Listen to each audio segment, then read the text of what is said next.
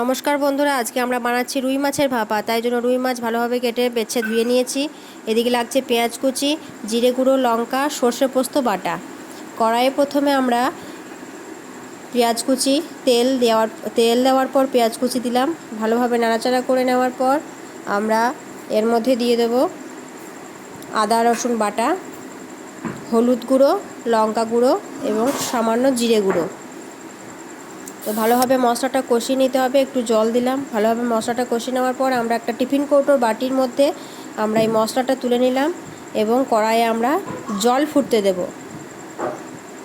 মশলাটা তুলে নেওয়ার পর আমরা মাছগুলো, যেগুলো কাঁচা মাছ নুন হলুদ মাখানো ছিল, সেগুলো এই মশলার উপর দিয়ে দিলাম এবং যে সর্ষে পোস্তটা বাটা ছিল সেটা এর মধ্যে দিয়ে দিলাম এবং একটু পরিমাণ মতো জল, লবণ ও চিনি দিয়ে ভালোভাবে একটু ঢাকা দিয়ে কৌটোটা চাপা দিয়ে দেব।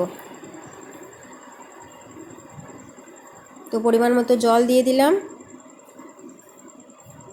লবণ দিয়ে দিলাম এবং চিনিও দিয়ে দিলাম এবং কৌটোটা ভালোভাবে চাপা দেওয়ার পর এটাকে আমরা কড়াই যে জলটা বসিয়েছিলাম সেটার মধ্যে ভাপে আধ ঘন্টার মতো সেদ্ধ হওয়ার পর আমরা নিয়ে চলে এসেছি।